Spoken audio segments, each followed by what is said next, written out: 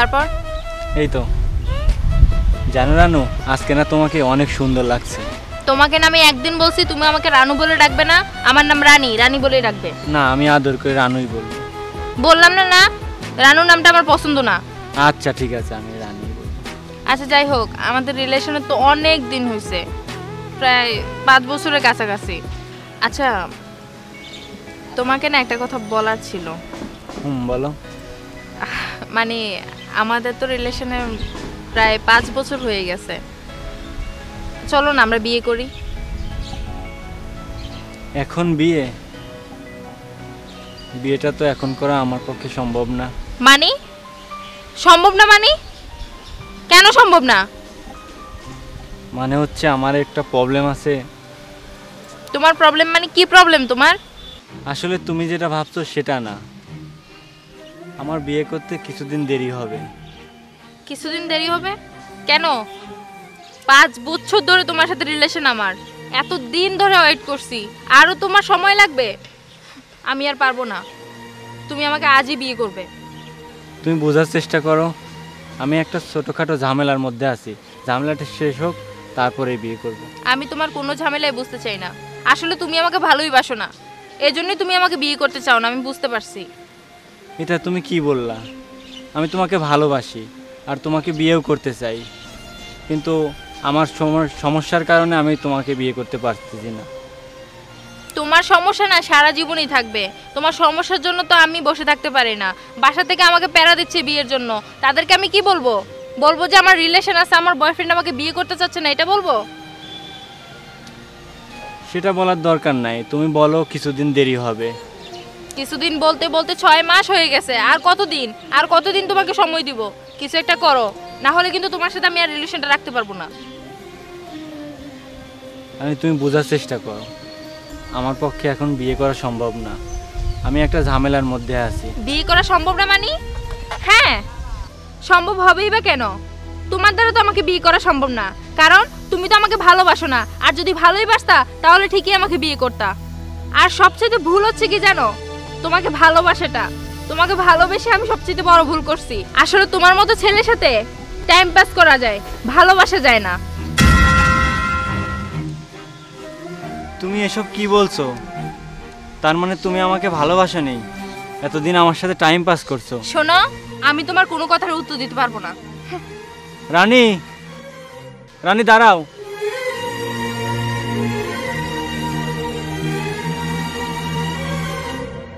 রানী, তুমি আমাকে ছেড়ে চলে যেও না, আমি তোমাকে অনেক ভালোবাসি, তোমাকে ছাড়া আমি থাকতে পারবো না। আর হ্যাঁ, আমি তোমাকে বিয়ে করব, আমাকে কিছুদিনের সময় দাও। ছাড়, তুই আমার হাত ধরছিস কেন?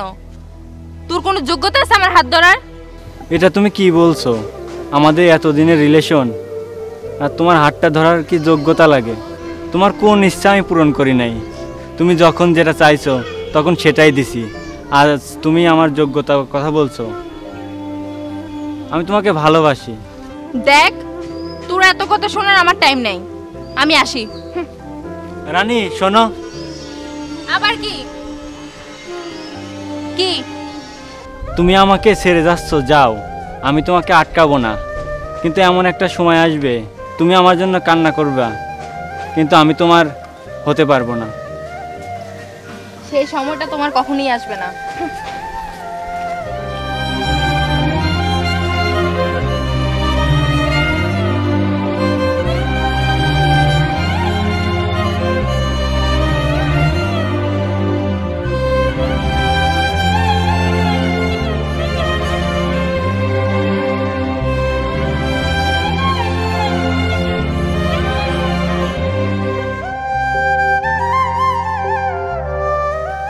কিরে অপু, এভাবে বসে আছিস, মন খারাপ নাকি? শফিক তো সব কিছুই বললো, তুই বলে ঠিকভাবে খাওয়া দাওয়া করতেছিস না, বিজনেস ভালো মতো করতেছিস না, ব্যাপার কি বুঝলাম না। বন্ধু, রানী আমার যোগ্যতার দোহাই দিয়ে আমাকে ছেড়ে চলে গেছে। কি বলিস এইসব? তুই তো ছোটখাটো বিজনেস করিসই। বন্ধু, আমি এই ছোটোখাটো ব্যবসার কথা রানীকে বলি নাই, আর আমি রানীকে না অনেক ভালোবাসি, ওরে ছাড়া থাকতে পারবো না বন্ধু। শোন অপু, তুই কি বলিস এইসব? এই ছোটখাটো ব্যবসা থেকে একদিন বড় ব্যবসায়ী হবি, তুই কি এটা জানিস? বন্ধু, আমি আমার যোগ্যতা দেখানোর আগেই ও আমাকে ছেড়ে চলে গেছে। তুই পিছু পাওয়া ঘোষ না, তুই প্রচুর কঠোর পরিশ্রম কর, দেখবি তুই একদিন সাকসেস হবি। বন্ধু, আমাকে বড় হতেই হবে। বড় হতে হবে, এরকম না খেয়ে থাকলে বড় হবি কিভাবে? কাজে মন দে, তাহলেই তো তুই সাকসেসফুল হতে পারবি। বন্ধু, আমি বড় হয়ে রানীকে দেখিয়ে দিব যে যোগ্যতা কাকে বলে। এসব টেনশন করিস না, এসব বাদ দে, কাজে মনোযোগী দে, খাওয়া দাওয়া ঠিক মতো কর। তো বন্ধু, আমার কাজে তুই সহায়তা কর, তুই আমার সাথে থাক, দুইজন মিলে কঠোর পরিশ্রম করে দেখি বড় কিছু হওয়া যায় নাকি।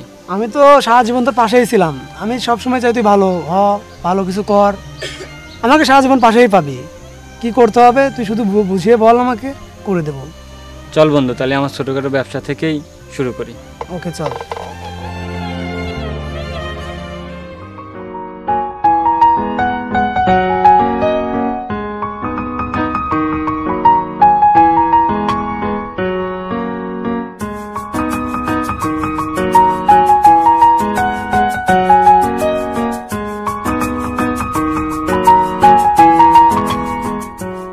হাই, কি খবর?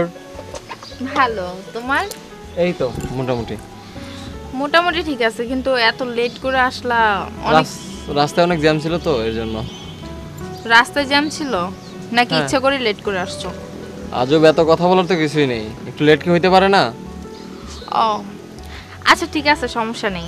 আমি তো তোমার জন্য একদিন কেন, সব সময় ওয়েট করতে পারবো, কোনো প্রবলেম নেই। আচ্ছা, একটা কাজ করলে কেমন হয়? কি বলো? তোমার বাবা তো অনেক টাকা, হ্যাঁ আমরা তো বেশ হাসি খুশিতে বা সুখে সংসার করতে পারবো, ঠিক না? মানে সংসার মানে ঠিক বুঝলাম না। মানে আমাদের বিয়ের কথা বলতেছি আর কি। কিসের বিয়ে? কিসের বিয়ে মানে? হ্যাঁ, আমার বাসা থেকে বিয়ে ঠিক করছে। হ্যাঁ, তোমার বাসা থেকে বিয়ে ঠিক করছে মানে? কি বলতেছো এগুলো তুমি? দেখো, যা করতেছো ঠিক করতেছো না, আমি বুঝতে পারছি তুমি মজা করতেছো আমার আরে সাথে। মজা কিসের, সত্যি আমার বাসা থেকে বিয়ে ঠিক করছে। আর দ্বিতীয় কথা, তোমার সাথে আমার যায় না। মানে? শুধু তোমার লেভেলের কাউকে খুঁজে তাকে বিয়ে করে নিও, কেমন? দেখো রাহুল, আমি জানি তুমি আমাকে অনেক ভালোবাসো, আর তুমি আমার সাথে ফাজলামো করতেছো, কেননা এর আগেও তুমি অনেকবার মজা করছো আমার সাথে। কিসের মজা? আমি কোনো মজা করতেছি না, কেন বুঝতেছো না তুমি? তোমার সাথে মজা কেন করতে যাব? দেখো, আমি তোমাকে অনেক ভালোবাসি রাহুল, প্লিজ। ভালোবাসা? তুমি তোমার লেভেল দেখে কাউকে বিয়ে করে নিও। রাহুল, এখানে লেভেলের কথা আসতেছে কোত্থেকে? হ্যাঁ, তোমার মতো একটা ফকিন্নিকে আমি কি বিয়ে করব? আমি ফকিন্নি? অবশ্যই তুমি ফকিন্নি। তোমার লেভেলের কাউকে দেখে ভালোবেসে নিও, বিয়ে করে নিও। আমি যদি ফকিন্নি হই তাহলে তুমি তখন আমার সাথে রিলেশন কেন করছিলা? ভাল লাগছে তাই। এখন ভালো লাগে না তাই বিয়ে ঠিক করছে। আমার বাবা টুনির সঙ্গে বিয়ে ঠিক করছে, আমি টুনিকেই বিয়ে করব।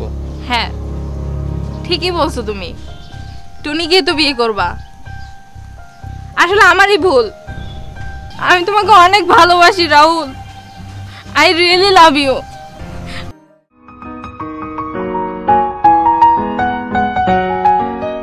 আমাদের নেক্সট প্রজেক্টের জন্য এই জায়গাটার কথাবার্তা চলতেছে।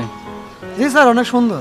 কি তোরে কতবার বলবো, স্যার নয় বন্ধু বলবি? জি স্যার। আবার স্যার, বন্ধু বল। আচ্ছা ঠিক আছে, নেক্সট টাইম থেকে আর বলবো না। আচ্ছা শোন, এই জমির মালিক আসতেছে, তার সাথে কথাবার্তা বল, আমার একটা জরুরি মিটিং আছে, আমি ওইখানে যাই। আচ্ছা ঠিক আছে। আচ্ছা থাক।